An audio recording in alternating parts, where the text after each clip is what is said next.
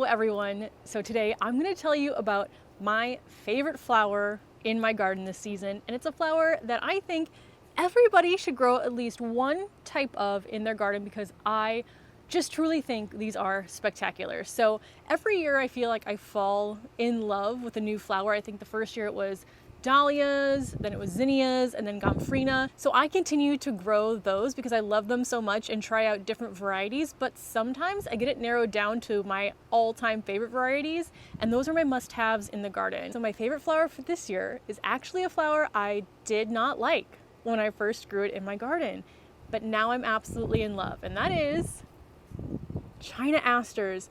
Look at how pretty all of these are. I will go over the specific varieties I'm growing, where I get them from, how to grow them, all of that in just a second, but these are all just stunning. So the reason I didn't love these the first year, which was 2022, is all because of me. And this happens a lot in my garden, but I got a mixed seed pack of China Asters. I think I just grabbed them from a local nursery. I threw them in a corner of the bed where there was not enough space, and then surprisingly, they just didn't do well. No idea why that could be when I gave them like an inch to grow. So I was kind of just like, meh. But then I went on to Johnny Seed for my seeds for 2023, last year's garden, and I fell in love with, let's see, I grew this one, and then I think I made the same error where I didn't give this one enough space. And then for this year, I just added even more varieties. And I don't know if you can tell here, but the color scheme of these is pink, purple, and peach, which kind of inspired the color scheme of my back deck here. Now there's a lot more vibrant colors than the colors of these, but it made me realize how much I love the combination of pinks, purples, and peach/orange in my garden. So now let me tell you a little bit about China Asters in general. I'll go over the specific varieties that I'm growing. We'll see if there's any more I want to add for next year, and then I'll go over all of my growing and care tips. So China Asters, which the Latin name is Callistephus chinensis, so this is an annual flower, and it will bloom for you from, I'd say, mid to late summer into late fall. For me here in Chicago, we are zone 6A. In a normal year, I would say they start to bloom around mid to late July. This year, everything in my garden was early, so it was definitely kind of a one-off year. The first ones I think even started to open up very late June. I had some buds, and then they started to open up in July. But typically for me, these are kind of like in my middle range of my annual flowers I start from seed, starting in like that mid to late July period. But they bloom until you get your killing frost. So I absolutely love these for that reason. They are native to China, China Aster, that's probably not surprising. And they are in the Asteraceae family, which also includes dahlias, zinnias, sunflowers. So honestly, except for gomphrena, probably all of my favorite flowers tend to come from that family. These can get pretty tall in the garden. I'll go over the specifics of the different heights of the varieties that I have, but usually these are either in my mid border or my back border of the bed. And also the stems are really long. So I've actually cut down some of these stems, but of all of my cut and come again flowers, these do have some of the longest stems, which works great if you are making bouquets. Now, like I said, these are cut and come again, which means I can continue harvesting. So when I harvested all of these flowers right now, they're going to continue to branch and produce more flowers, which is fantastic because they are absolutely stunning. When I made my giveaway bouquets for our walk, I made some with the front flowers, I made another batch with the back flowers. People definitely tended towards the back deck, and I think it's because they were filled of these China Asters. So now let me go over the specific varieties that I'm growing, and then I'm gonna go to the Johnny Seed website and see if there's any more that I definitely need to add for this year. But all of the seeds that I got for these, I got from Johnny Seed. That's not where you have to get them from. That's just been my kind of go-to seed place ever since I started gardening. So let me go over the specifics, and while I talk through the varieties, I'll put in some videos or photos from this year or when I grew some of the varieties last year so you can see what they look like. Let's start off with the two that I did grow last year that I'm now growing again this year that really made me fall in love. And the first one here is the one I was showing, and this is the Lady Lavender Coral China Aster. I don't know why the word coral is in the name, because it is not coral, it is lavender. And when I first got the seeds last year and wasn't familiar with it, I kept getting confused with which color it was going to be. But it is this lavender, beautiful color flower. It's very, very pale lavender. And this bloom is very tightly packed. So there is kind of two differences between the China Aster blooms that I have. Very tightly packed, like the Lady Coral Lavender, and then more open and wild and free. And this one is the Aster Hagen Light Blue. Very similar coloring, very different form of the blooms themselves. These will get to between 24 to 30 inches tall, although I think mine got a little bit taller than that last year in my garden bed. These like full sun. The recommended plant spacing for these is between 6 to 12 inches, which I sort of followed, and then their days to maturity is 115 to 125 days. The other one that I grew last year that made me fall in love is this one right here. This is the Bonita Shell Pink China Aster, and this one is also a very dense bloom. It is smaller than the Lady Coral Lavender, and it's pink on the outside but has this yellow on the inside. Now, a lot of these will have yellow kind of as they age. I honestly should probably harvest them before they get that yellow on the inside for this one, for example, but these have that yellow in them naturally. So I just think these are so pretty. But again, these are the smallest, I'd say, blooms of the different China Asters that I have. The Bonita Shell Pink can get to between 32 to 36 inches tall. It really honestly got to the same height as the Lady Coral Lavender for me last year. They also want full sun, and their days to maturity are 110 to 120 days. Now, this one right here is the king size apricot. I did grow this one last year, but like my mistake in 2022, I didn't give it enough space. I basically ran out of room in the garden, so I was just shoving this where I could fit it. I actually shoved it in the flower box where my morning glory was growing. I don't even know if I got like a single full bloom off of it. But this, now I gave enough space in my raised bed and I'm in love. So this one again has that more whimsical type of bloom. It's a very, very light peach color. Again, the middle there usually isn't that open if you harvest it early enough. Let me see if I have one. These got kind of knocked around in the storms that we've been having, so they are a little bit bent. But see, like this one here, how it's more closed on the inside. So you don't always see that yellow part, just depending on how long you let it stay in your garden before you harvest it. These also have a really good vase life. They last probably about as long as I'd say my zinnias do in vases. The king size apricot are the tallest of the China Asters that I currently have in my garden. They'll get between 34 to 40 inches, assuming you give them enough space. And they have, again, 110 to 120 day to maturity, and they want to be in full sun. Now, the completely new ones for me this year, I just showed this one, but the Aster Hagen Light Blue. It's not light blue.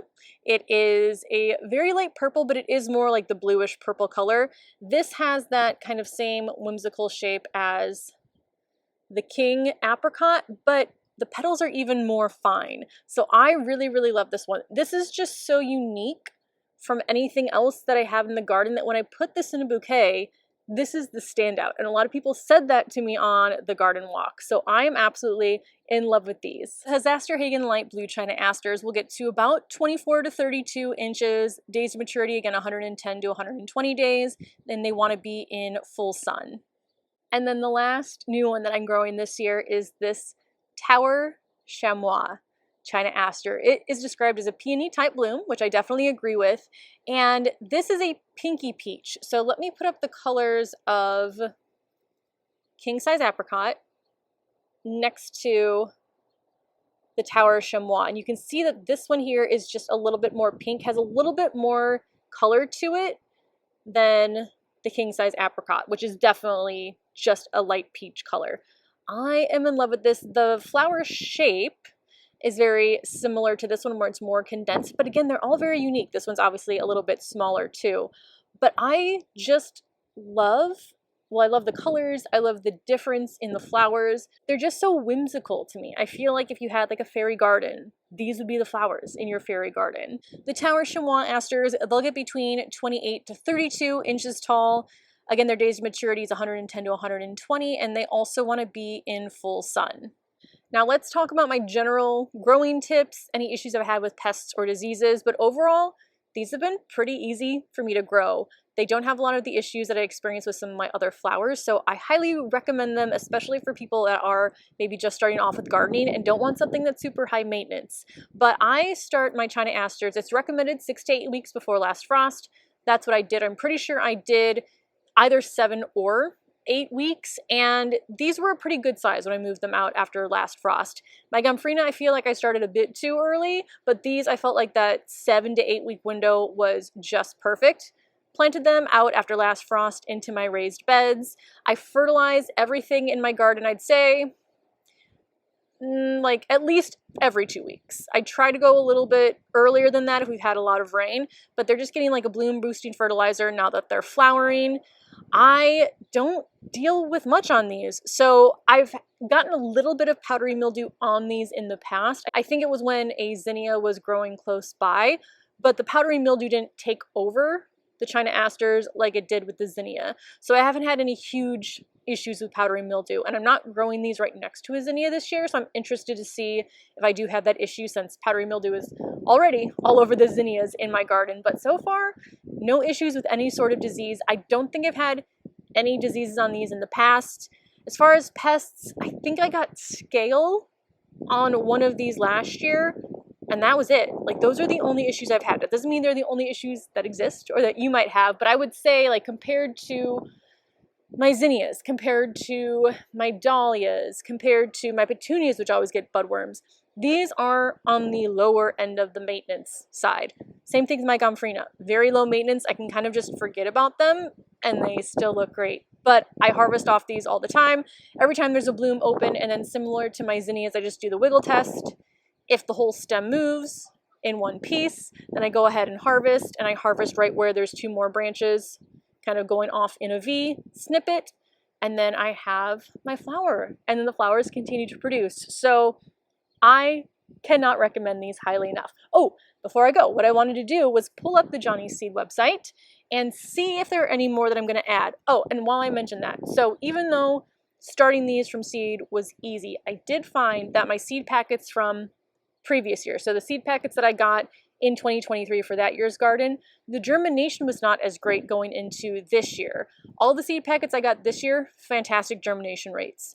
I do have, like, my sunflowers, my Gomphrena that I have from previous years, those germination rates were still great after a year or 2 of having the seeds, but it did seem like for me, in my experience, there was that drop off from year 1 to year 2 in the germination rate. So I'm going to be getting all new seed packets of all of the asters that I want for this year. So I'm 100% getting all the varieties that I have right now because I love them so much.